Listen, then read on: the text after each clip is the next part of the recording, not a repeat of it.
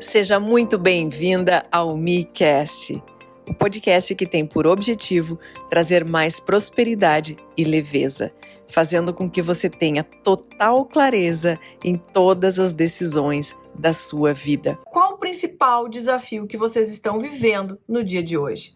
Qual o principal desafio? Se é dominar as emoções, se é o isolamento social, a falta de contato com as pessoas, ansiedade, depressão.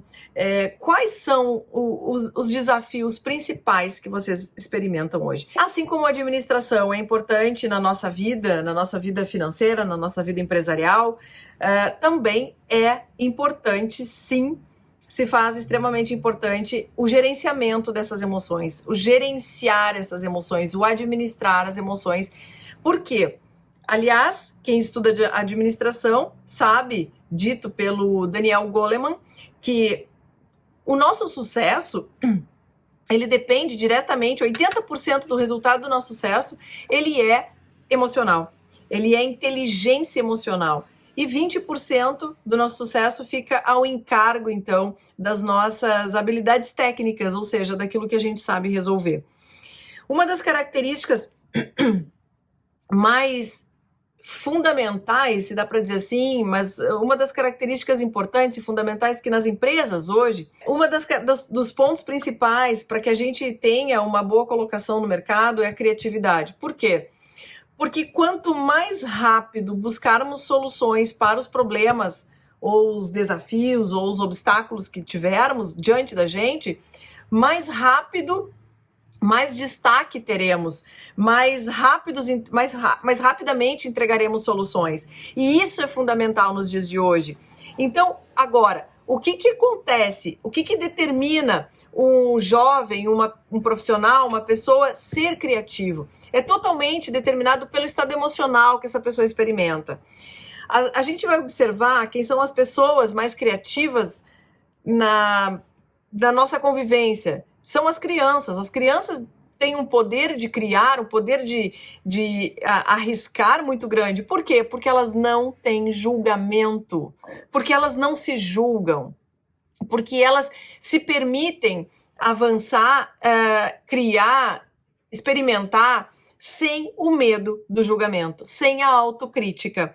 E muitas vezes, quando a gente vai crescendo ao longo da nossa adolescência e nos encaminhando para a vida adulta, a gente vai nos comparando com o mundo lá fora e pensando o seguinte: puxa vida, mas olha só quantas pessoas são mais criativas do que eu, olha só quantas pessoas estão fazendo mais coisas do que eu faço. E a gente vai introjetando esses pensamentos, esses diálogos limitantes, e a gente acaba cada vez encolhendo mais e bloqueando a nossa criatividade. Então, o que eu quero dizer é que não existe nada bom ou ruim. O que existe é o significado que nós damos para as coisas. Se nós entendermos isso como uma tragédia, como algo muito ruim, como algo somente olhando pelo lado negativo, nós estaremos perdendo uma grande oportunidade de olhar para o que existe de bom nesse momento. Nunca precisamos aprender tanto com a tecnologia como agora. E isso sim está nos possibilitando crescer. Isso sim está nos possibilitando desenvolver uma vida diferente daqui para frente. E aí é uma escolha de cada um.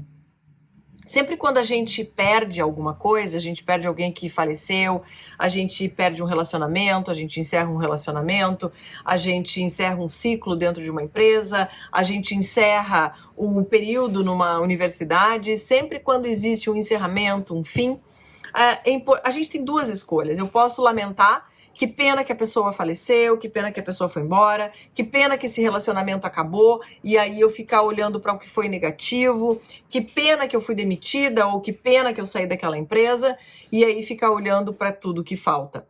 Essa é uma escolha, mas acredito que seja uma escolha extremamente pobre. Por quê? Porque a partir do momento que eu escolho olhar para o que de bom eu aprendi com aquela pessoa que foi embora, o que aquela pessoa deixou para mim, deixou de ensinamento, quais os lados positivos que essa pessoa tinha, ou num relacionamento, olhar para aquele relacionamento que terminou, que findou, e eu ser grata por tudo que aquela pessoa fez por mim, pelo companheirismo, pelos bons momentos, agradecer de verdade por isso. E a partir dali, sim, eu escolho então seguir a minha vida. Olhar para um emprego que eu perdi, que eu fui demitida ou que, enfim, de alguma forma se encerrou, e olhar para tudo que eu aprendi naquele lugar, tudo que foi importante para mim. E, inclusive, acreditem que quanto mais desafios temos, quanto mais uma situação ela é colocada para a gente de uma forma desafiadora, mais aprendizado ali tem. E mais nos negamos a olhar para isso.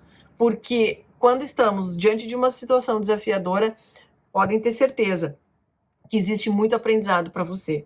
É para você mesmo aprender. É para você desenvolver sua flexibilidade, é para você desenvolver sua inteligência emocional, é para você aprender a lidar com as suas emoções. E a gente está vivendo um mundo em que as pessoas pouco aceitam feedback, né? São poucas as pessoas que sabem lidar com o feedback. As pessoas geralmente rejeitam, elas negam. O erro sempre é do outro. Sempre foi. É o fulano, é a fulana que esqueceu de me entregar tal coisa. É o outro que não me avisou disso. É o outro que é difícil. É a pessoa que é complicada. É a pessoa que é nervosa. É a pessoa que é isso. É a pessoa que é aquilo. Mas pouco nos colocamos diante do exercício de olhar para dentro da gente, de voltar o holofote para dentro de mim e olhar o que eu preciso aprender com isso. O que eu preciso desenvolver para ser um ser humano melhor, para ser um colega melhor, para ser um profissional melhor. Nós queremos muito do mundo. A gente quer que a nossa mãe seja melhor, que o nosso filho seja melhor, que o nosso colega de trabalho seja melhor. Mas será que nós queremos ser melhor para o mundo em que vivemos?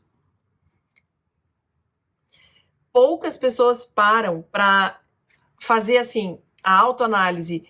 Quem eu quero? Será que eu quero ser um filho melhor? Será que eu quero ser uma filha melhor? Será que eu estou disposta a abrir mão daquilo que eu acredito em prol de uma relação saudável, seja essa relação qual for, seja ela qual for. O importante é quem eu quero ser aqui, independente do mundo que vai acontecer. Se eu dissesse o seguinte para vocês, ou se viesse uma notícia de que agora, a partir do dia 5 de outubro de 2020, que é hoje, o mundo será assim por 10 anos. Como seria a nossa reação? Muitos provavelmente iriam, nossa, mas que horror, eu quero voltar, eu quero que seja diferente. Ou seja, criamos sempre expectativas e queremos sempre que essas expectativas elas sejam atendidas no meu tempo, no meu horário, como eu quero, porque senão eu fico chateada, porque senão eu não sei lidar com isso. E isso é um comportamento bastante infantil, né? Como é que a criança se comporta diante de um supermercado em que ela daqui a pouco insiste, ela quer algo e ela simplesmente bate o pé naquilo e ela não consegue perceber que as coisas não funcionam do jeito dela ou no momento dela ou como ela quer. Muitas vezes carregamos esse comportamento ao longo da vida. Claro que tem uma intenção positiva, o nosso cérebro quer sempre, de uma certa forma, a gente busca o maior recurso, gente, que o nosso cérebro precisa economizar é a energia. Nós somos programados para economizar energia. Então, todo o processo de tomada de decisão, se eu puder atalhar caminho, eu vou atalhar. Se eu puder fazer com que os outros façam as minhas vontades, se eu puder fazer isso, eu vou fazer, porque assim eu vou estar satisfazendo o meu ego e assim eu não preciso pensar ou criar novas oportunidades ou novas ideias. Ou seja, sempre queremos que as coisas saiam do nosso jeito para que a gente economize a energia. Isso está programado desde muito tempo, na nossa ancestralidade, quando a gente entendia que nós precisávamos dessa energia para lutar, para fugir ou para correr. E, na verdade, não. Esse software ainda não conseguiu ser atualizado. Então, a gente acaba vivendo experiências limitantes. Tem uma pergunta aqui, professora, a senhora concorda que muitos de nós não aprendemos a dar e receber feedback? Sim, concordo. Sabe por quê? Porque isso não foi nos ensinado.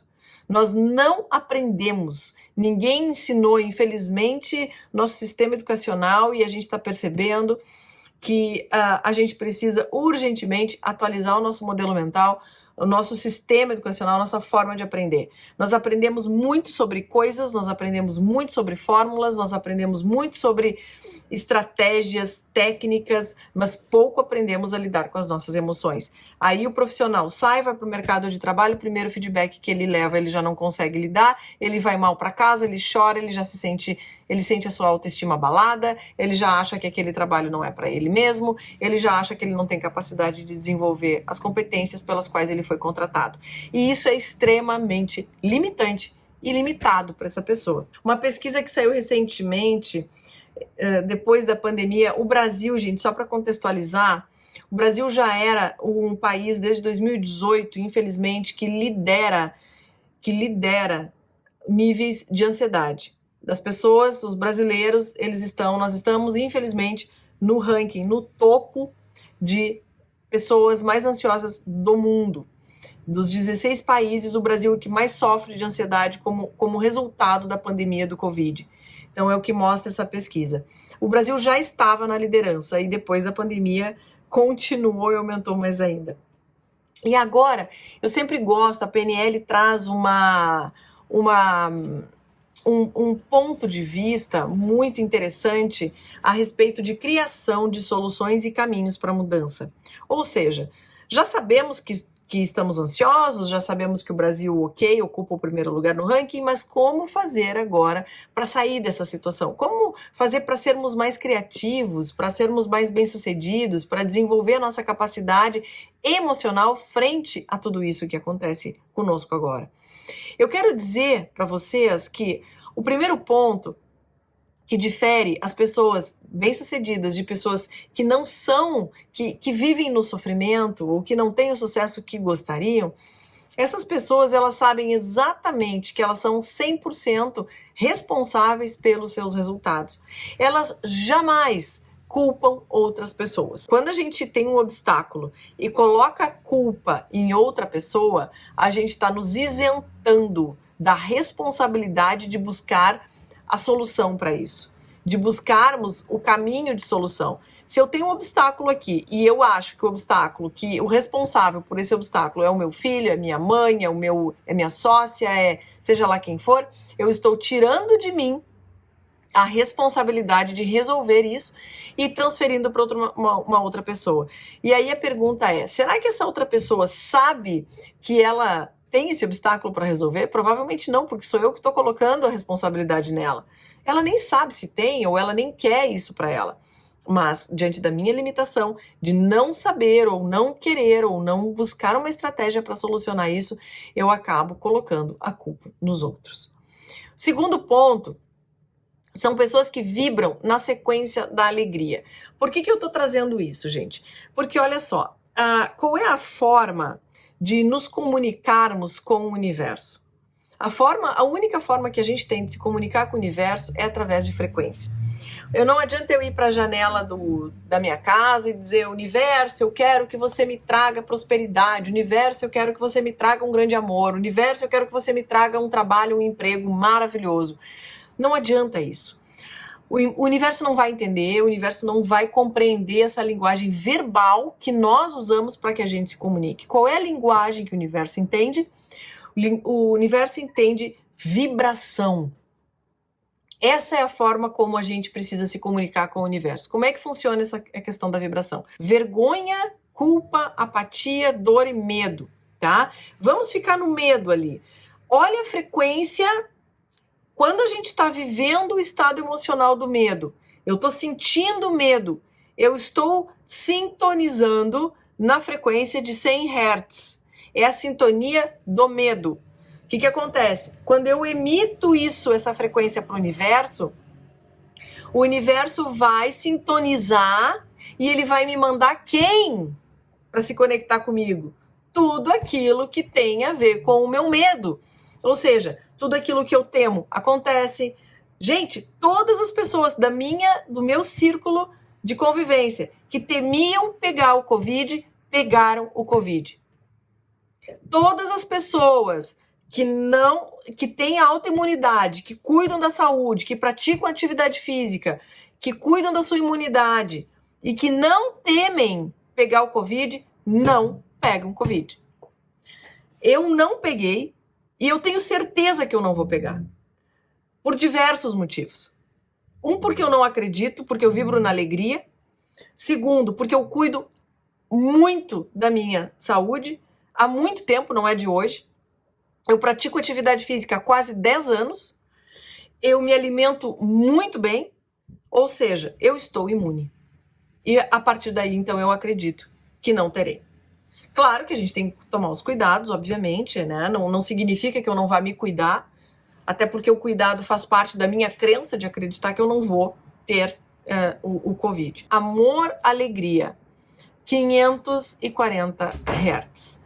Quando nós queremos estar sintonizados na alegria, quando nós queremos estar bem e vivendo prosperamente, e que aí o dinheiro e a alegria têm a mesma vibração.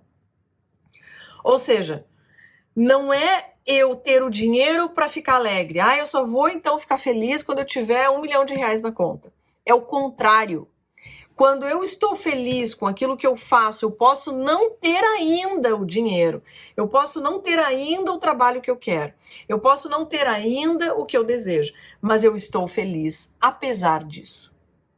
Eu vivo na abundância, eu vibro na alegria, no amor, na aceitação e não no julgamento. Sabe qual é o oposto do amor? O julgamento. Eu conheço muita gente que julga os outros. O julgamento, ele nos coloca numa posição de vítimas.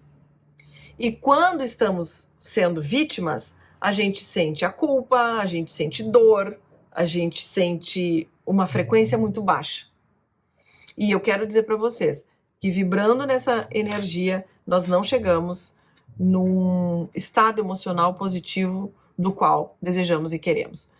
E o terceiro são pessoas que vivem o seu propósito intensamente. São pessoas que gostam muito daquilo que fazem, que sabem o motivo pelo qual elas estão ali, ajudando um outro ser humano a ser melhor, ajudando alguém de alguma forma, um médico, uma enfermeira, um vendedor, uma vendedora, ela está contribuindo para que o mundo de alguma forma seja melhor a partir do trabalho que ela desenvolve. E aí, eu quero falar um pouquinho a respeito dessa questão do propósito, de viver o propósito intensamente. São pessoas que conhecem os motivos pelos quais elas batalham a vida de uma forma clara. Elas sabem por quê. Elas sabem por que elas estão ali. Possuem uma força interna realmente inabalável. Elas sabem que os desafios e os obstáculos vão acontecer. E apesar desses desafios, apesar desses obstáculos, elas vencem. Elas estão lá. E elas têm objetivos claros, elas têm uma clareza. Eu tenho 44 anos, eu sou de uma geração que fui ensinada que nós precisávamos, então, fazer, para daí ter, adquirir, comprar carro, casa, apartamento. Achava que a realização pessoal e profissional passava justamente por adquirir coisas. Ao longo da minha vida, e foi a PNL que me trouxe essa clareza, através dos meus cursos, através dos atendimentos, me trouxe essa lucidez mental, que é, em primeiro lugar, eu preciso ser aquilo que eu quero ser. Consequentemente, que é a crença de identidade do valor próprio. Eu sei do meu lugar no mundo, eu sei por que eu estou aqui, eu sei o que eu quero para mim, eu sei os motivos pelos quais eu realmente estou agora, hoje aqui, nessa segunda-feira à noite, falando o que eu estou falando para vocês. Faz parte da minha essência. Isso eu faria, estou fazendo aqui abertamente, de coração, gratuitamente, porque realmente essa é a minha missão de vida. Eu tenho certeza que uma palavra aqui para alguém vai ficar. E se isso acontecer, eu já terei então aqui a minha missão cumprida. E a partir daí, a gente desenvolve a crença da capacidade de desenvolver habilidades para executar aquilo que a gente se propôs a fazer. Ou seja, cabe a mim desenvolver habilidades técnicas, habilidades emocionais, para que eu consiga, então, colocar em prática aquilo que eu me propus para colocar. E a partir daí, teremos, então, a crença do merecimento. Eu mereço ter, eu mereço ser reconhecida, eu mereço colher os frutos e viver as consequências das minhas escolhas. Eu sempre digo assim que não existe nem prêmio e nem castigo. existe colheita. Então, se a gente está colhendo algo que a gente não gostaria, é porque um dia lá atrás nós plantamos exatamente isso. E é isso que a gente está colhendo. E se a gente está colhendo bons frutos, é porque um dia também nós semeamos isso. Então não existe castigo, não existe premiação, existe colheita. E aqui eu falo para vocês o que a neurociência comprovou já. Se nós fôssemos fazer um brainstorming aqui de ideias do que a gente pode fazer para superar essa Covid, ideias para que a gente tenha aqui um grupo mais empolgado, mais interessado, enfim, a gente facilmente produziríamos ideias racionais. Porque a nossa parte cognitiva, o nosso neocórtex, ele é responsável por essas informações cognitivas, técnicas, e ficaria fácil, então, nós termos aqui das mais diversas ideias que pudermos. Qual é a diferença? A questão é que ter ideias, qualquer um tem. A questão é botar em prática essas ideias é o desafio. De ideias, o mundo está cheio. Ideias não valem nada se elas não forem colocadas em prática. Eu vou repetir, essa frase é forte. Uma ideia não vale nada se ela não for colocada em prática. O maior cemitério do mundo é o cemitério das ideias. Porque ter ideias e simplesmente ficar criando coisas, a gente pode fazer. Mas tornar isso tangível, tornar isso plausível, viável, factível, executável, é diferente.